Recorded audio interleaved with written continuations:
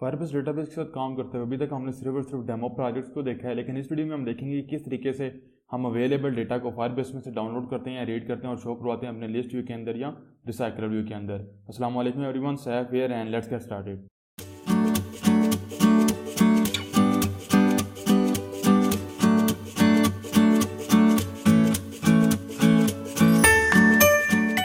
WhatsApp everyone, welcome to your next video on Android development. और Android development की इस video के अंदर हम ये देखेंगे किस तरीके से हमारे पास जो हमारा फायरबेस डेटाबेस में से अवेलेबल चाइल्ड की लिस्ट उसको हम डाउनलोड कर सकते हैं, रीड कर सकते हैं, और किस तरीके से हम उसको एक रियल टाइम सिनेरियो में आप कह लें अपनी एप्लीकेशन में लिस्ट व्यू के अंदर या रिसाइकलर व्यू के अंदर शो करवाते हैं। तो स्टार्ट करते हैं। सबसे पहले अगर मैं आपको अपना डेटाबेस दिखाऊं तो हमारे पास लास्ट वीडियो वाला डेटाबेस है, 2 हमारे पास यूजर्स हैं, उनकी एज और नेम हमारे पास यहाँ पे अवेलेबल है। तो इन्हीं को बेसिकली हम यूज़ करेंगे और शो करवाएंगे अपने लिस्ट व्यू के अंदर।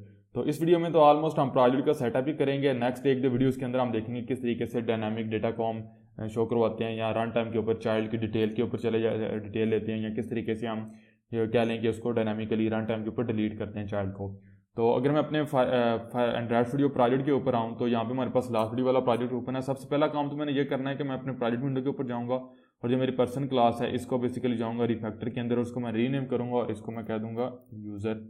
तो मेक श्योर कर लें आपके पास अगर मुझे फॉलो कर रहे हैं तो सारे जो ऑप्शन हैं टिक हों, क्योंकि इसके थ्रू अगर ये टिक होंगे तो आपके पास जितने भी रिफैक्टरिंग होगी वो सारी की सारी कमेंट्स वगैरह ये वो आ जाएगा, भी ऑटोमेटिकली नेम चेंज हो जाएगा। आपने देखा यहाँ पे हमारे पास पर्सन से वो यूज़र हो चुका हुआ है, और इसको भी यहाँ पे मैं जो है वो रीनेम कर दूंगा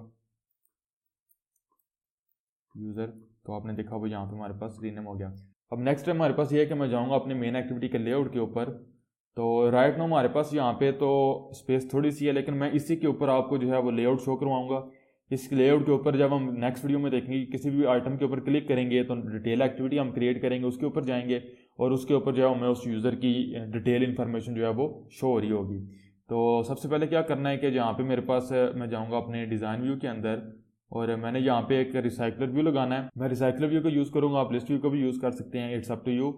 और मेरे पास ऑलरेडी रिसाइकलर व्यू की डिपेंडेंसी मेरे प्रोजेक्ट में एडिट है। अगर आपके पास नहीं है तो आप सिंपल यहाँ पे एक डाउनलोड का बटन होता है उसको क्लिक करें और यहाँ पे आपको डायलॉग मिलेगा, उसके ऊपर ओके पे क्लिक करें। तो ऑलरेडी हमने जो है वो मेरी रिसाइकलर व्यू का जो कोर्स है उसके अंदर हमने इसको डिटेल में देखा हुआ है। आपको लेफ्ट राइट के ऊपर कहीं पे उसका लिंक नज़र आ रहा होगा, अदरवाइज आप वीडियो के डिस्क्रिप्शन में देख सकते हैं, तो मैं लिंक यहाँ पे पेस्ट कर दूंगा। तो रिसाइकलर व्यू को यहाँ पे जो है वो ऐड करते हैं। तो मैं इसको कुछ कंस्ट्रेंट दे दूंगा यहाँ पे,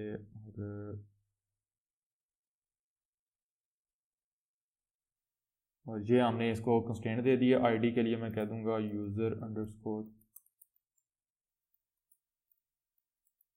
रिसाइकलर व्यू। ये हमारे पास रिसाइकलर व्यू हो गया। अब नेक्स्ट स्टेप ये है कि हमने रिसाइकलर व्यू के लिए लेआउट को जो है वो तैयार करना है। तो मैं जाऊंगा अपने अगेन प्रोजेक्ट में लेआउट के अंदर और यहाँ पे एक new layout resource file create कर दूंगा, इसको लिस्ट अंडरस्कोर आइटम कह दूंगा। तो यहाँ पे हमारे पास सिर्फ और सिर्फ जो है वो एक टेक्स्ट व्यू होगा, तो जिसकी विड्थ हमारे पास बेसिकली 0 dp होगी और जो हमारे पास उसकी हाइट होगी वो बेसिकली हमारे पास रैप कंटेंट होगी। तो इसको मैं कुछ टेक्स्ट दे दूंगा यहाँ पे।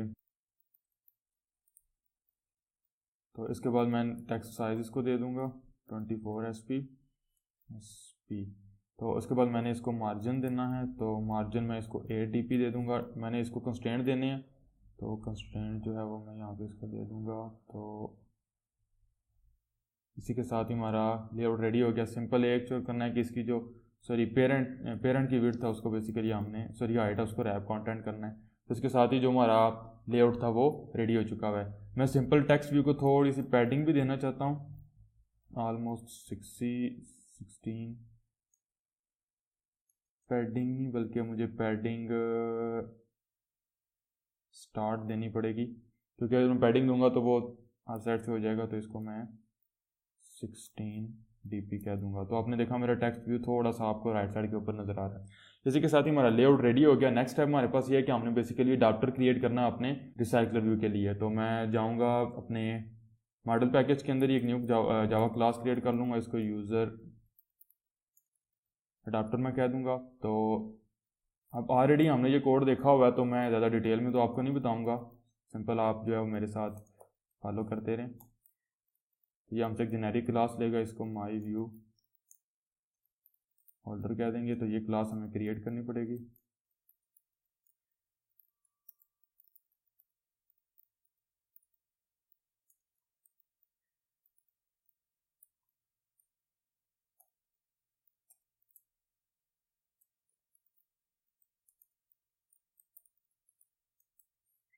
और यहाँ पे हमने एक मिस्टेक की है, जो हमारे पास लिस्ट व्यू था इसको आईडी नहीं दी, जो कि पहले नंबर पे देनी चाहिए थी। तो टेक्स्ट व्यू इसको मैं कह दूँगा और यहाँ पे वो मुझे एक्सेसिबल हो जाएगी।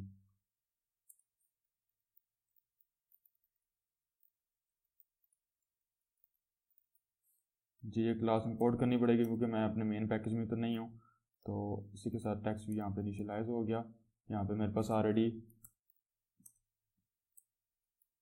ये मेरे मेथड्स हो गए। यहाँ पे मैंने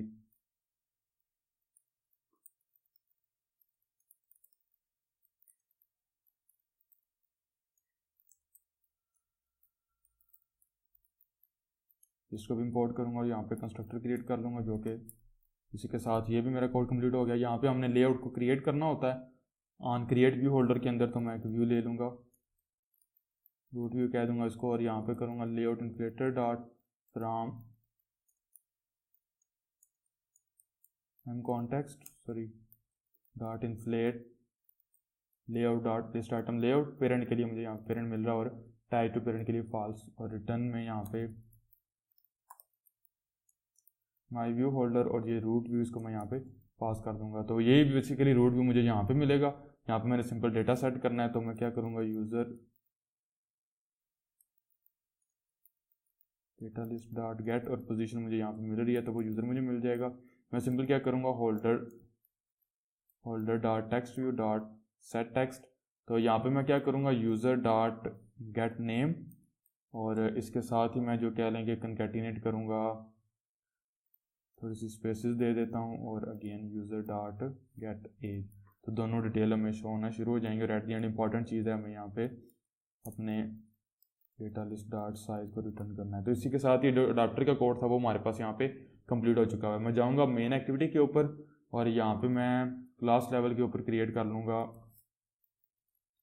प्राइवेट रिसाइकलर व्यू और प्राइवेट यूज़र अडाप्टर। तो ये भी मेरे पास यहाँ पे क्रिएट हो गए। और यहाँ पे मैं अपने जो व्यूज़ इनिशियलाइज़ करवा रहा हूँ, यहाँ पे ही मैं बेसिकली इसी मेथड के अंदर जाऊँगा, और यहाँ पे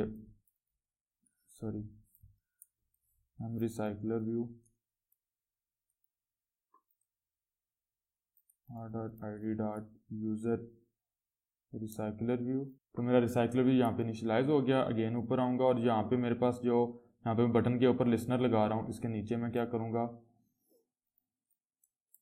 M recycler view dot set layout manager linear layout manager और this as an context pass कर दूंगा। ये भी हो गया। और यहाँ पे मैं बेसिकली इंस्टेंशिएट करूँगा अपने अडाप्टर को। तो M user adapter this as an context, और डेटा मैंने पास करना है, तो उसके लिए अगेन यहाँ पे मैं प्राइवेट लिस्ट ले लूँगा, जो कि बेसिकली होगी यूज़र की। इसको कह दूँगा एम डेटा लिस्ट, और लिस्ट को भी यहाँ पे इंपोर्ट कर लेता हूँ। और इससे पहले जो है वो मैं यहाँ पे इसको एम डेटा लिस्ट न्यू अरे लिस्ट के साथ इसको इंस्टेंशिएट करूँगा, क्योंकि अरे लिस्ट बेसिकली कंक्रीट इम्प्लीमेंटेशन है हमारे पास हमारे लिस्ट व्यू की, लिस्ट की। तो यहाँ पे मेरे पास एम डेटा लिस्ट जो है वो आ जाएगी। हमारे पास एरर किस चीज़ के लिए है जी, यूज़र नहीं, यूज़र अडाप्टर। तो अब हमारे पास माय मिस्टेक। तो इसी के साथ ही हमारा कोड जो है वो कंप्लीट हो चुका है। लेकिन एक चीज़ इंपॉर्टेंट है, यहाँ पे सिंपल हमने रिसाइकलर व्यू के ऊपर अडाप्टर सेट करवाना है। तो M user adapter right now initially तो हमारे पास जो है वो लिस्ट व्यू के अंदर अपनी डेटा लिस्ट के अंदर कुछ भी नहीं है, नाला तो हमें कुछ भी शो नहीं होगा।